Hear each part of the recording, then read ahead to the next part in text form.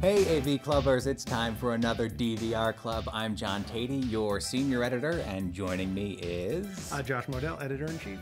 And today, Josh and I just watched the premiere episode of Happyish, entitled, shall I consult my notes? Yeah, because there's enough ego in this title. Starring Samuel Beckett, Albert Camus, and Alois Alzheimer. And all of them are titled like that. Yes, all the future episodes that we, spoiler alert, probably won't be watching. But let's get to our top storylines. What happened in this episode? Who is this person? What's going on? We're introduced to Thomas Paine, name right there on the nose. Look it up on Wikipedia, folks. Yeah. Played by Steve Coogan. He lives in a beautiful house with his beautiful wife, Catherine Hahn, and his adorable, but perhaps slightly troubled son. Meek son, yeah. And he's having some sort of 44-year-old, maybe that's midlife crisis, about sort of what to do with his life. Of course, he wants to do something creative, but he's sold his soul by being in advertising. He works in advertising. What a burden for him. Yes. This episode, these two young Swedish guys come in and to take over his advertising agency, and they're talking about things like Twitter and Facebook and all these terrible new things that the kids are into. And he's cranky. He doesn't like that. It's very much the Bobs from Office Space, only not funny. Yeah.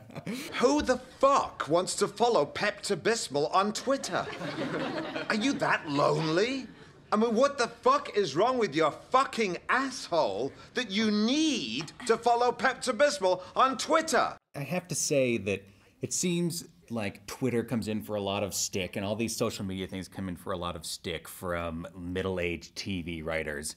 And I have had it. You know what? I think that Twitter is dumb and corrosive too, but I also think it's fun and good. It's a complex thing. And your inability to understand the complexities of the modern world does not make you wise or, smarter than the rest of us or more hooked into the depths of life. It just makes you lazy. So you would only give the show a B+, that's what you're saying. I am fucking sick of it. It's just so tiresome and confined to a little bubble, and yet it's made because it's in the trappings of Beckett and Camus. It's given this sort of sweeping vista of wisdom, and it's just horseshit. And not only that, so we've got an ensemble cast full of good actors. Steve Coogan, yes, Catherine Hahn, Bradley Whitford.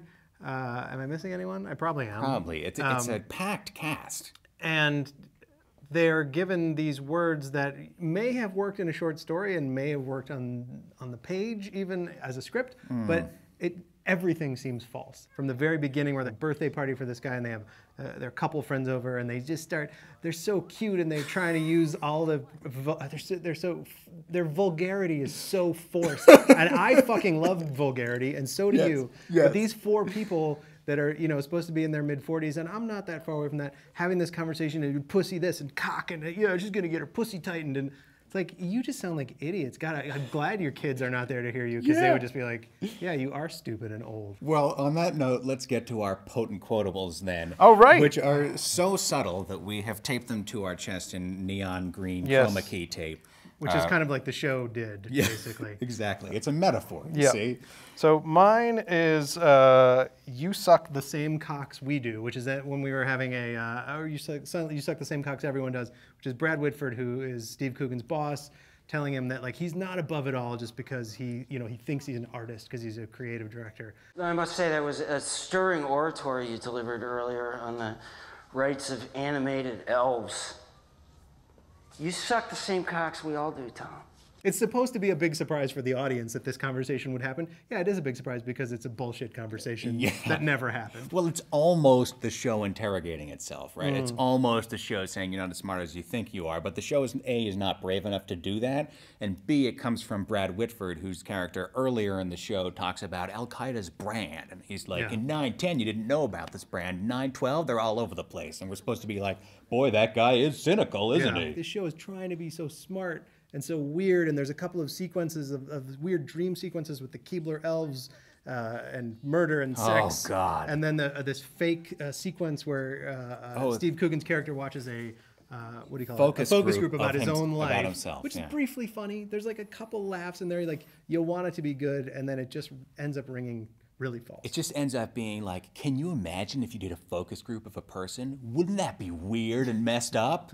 And it totally is. Yeah, it's exactly as you might think. Quote is, you hit your joy ceiling. He's with this headhunter. He's thinking about taking a new job that might make him happier. She has this theory that everybody has their joy ceiling. It doesn't matter how much fucking money you have or how perfect your family is or how many Pulitzers you win. You hit your joy ceiling and you're done. That's why Jesus wept. Low joy ceiling. It's this self-indulgent theory of life, right? It's just Steve Coogan is as happy as he's going to get. And if that's true, then this episode should be it. He has no journey to go on. Yeah. Oh, and he has no show.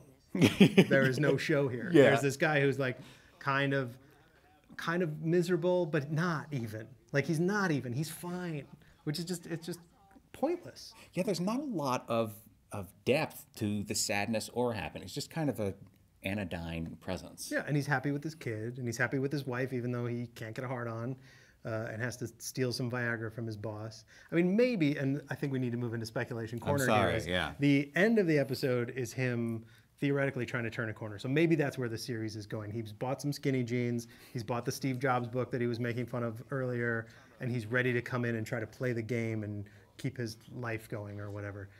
So maybe if the show is that, him fighting against his instinct to be a miserable prick. There could be something to that. Maybe, but are we going to watch it? No, I don't have faith in the show to pull it off. Okay, so we're not too happy about Happyish. Nope. I would call myself nonplussed-ish. And I'm ambivalent-ish. Hate-ish. There's not much ish about it, though. I just hate it. And it makes me feel bad because I love Steve Coogan.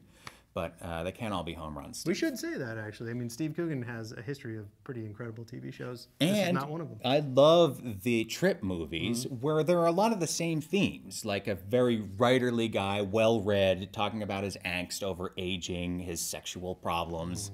But I really enjoy those films, and the difference in execution is actually slight if I think about them next to each other, but Happyish is just too ham-fisted, so yeah, I kind of hate this one. Okay. Sorry, it's kind of a grumpy DVR Club, but we'll be back soon with another one. Maybe we'll be more happy next time. God, I hope so. We'll see. For Josh Modell, I'm John Teti. Bye. Wave, Josh. Josh?